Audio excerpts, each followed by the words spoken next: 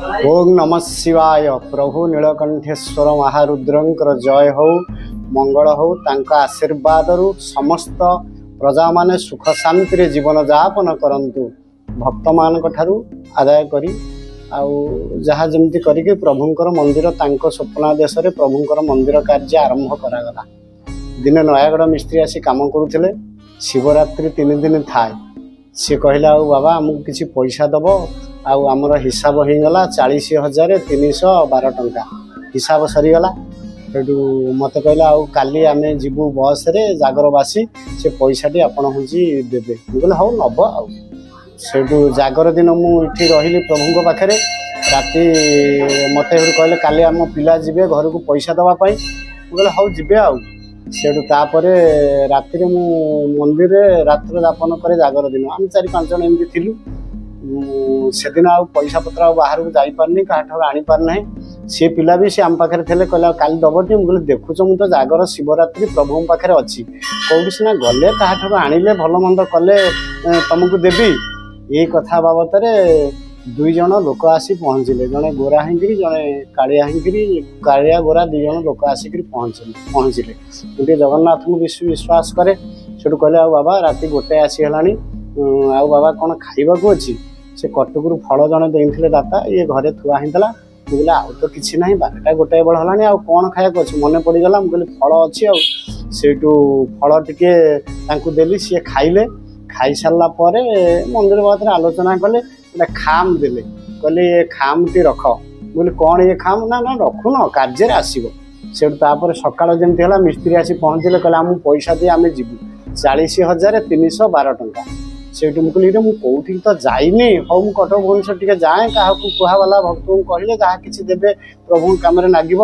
मन पड़गला से खाम कथा जिते मन पड़गला से आसी से खाम देखला बेलू से 40,312 टंका से खाम भितर अच्छी माने अलौकिक जिनिस। केमिति प्रभु तांकर ए कार्य को समापन करिसंती से कथा से ही जानती। 9 वर्ष पर नीलकंठेश्वर आशीर्वाद मोर गोटे पिला पाई। मो पुओ मुझे बहुत कष्ट कर बहुत दुखित होती। जन मो पुओ को ठाकुर आशीर्वाद कर बहुत दुखी बहुत खुशी एठी महाप्रभुंकर पाख आख 100 खंडी मौजा समस्ते जहाँ को सर्पाघात हुए कहार केमती मानसिक थाए विभागर हो पार न थाए संतान संतति हो पार न थाए सी प्रभु पाखक मानसिक करी जल ढालिले एवं प्रभु पाखरे रुद्राभिषेक कले। तार समस्त मनोकामना पूर्ण हुए। बोरीकिनारू सीधा जगतसिंहपुर बोरीकिनारू 3 किलोमीटर बाट नीलकंठेश्वर महादेव मंदिर पड़े। दिने मंदिर रे सेवक पूजा करुले। राजा चक्रवर्ती मंगराज कलिकता जी थे। बोरीकिना लाहाखोटारे तांकर होची निवास। सी पारिधि करने को गड़ अभिमुखे यात्रा करुले। तेणु राजा जिते जाती समस्त मंदिर पूजक माने राजा को भेटी दियंती। सी भेटी देवा गले पाखरे किसी न थाए। कानरू गोटे तुलसी खोसी थे से तुलसी टी देले। तुलसी टी दवा फल तुलसी देह गोटे केश लगी।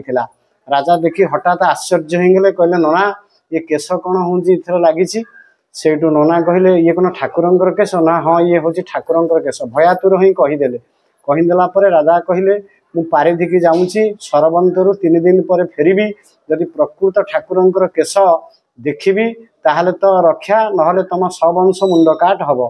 से अधिया पड़े कहले हे प्रभु नीलकंठेश्वर तू जदि प्रकृत ठाकुर ही थबू ताहले चुटी बाहर राजा देखिब।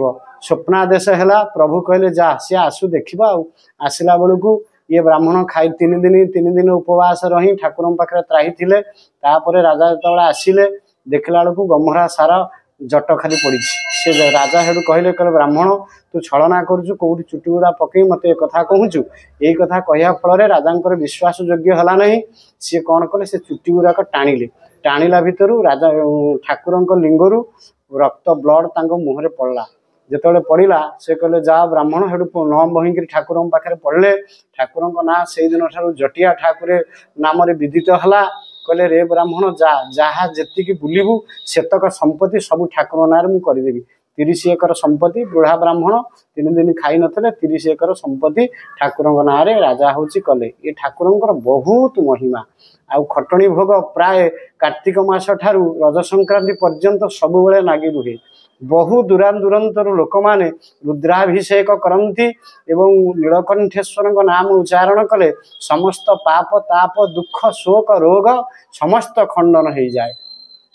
गौरं करुणावतारं संसार सारं भुजगेन्द्रहारं सदा वसंत हृदयारविंदे भवं भवामी सहितं नमामि। ओम नमः शिवाय। ओम त्र्यंबकं यजामहे सुगंधि पुष्टिवर्धनम् उर्वारुकमिव बंधनान् मृत्योर्मुख्यमृतातं। जय बाबा नीलकंठेश्वर की जय, शंभुनाथ की जय, भोलेनाथ की जय।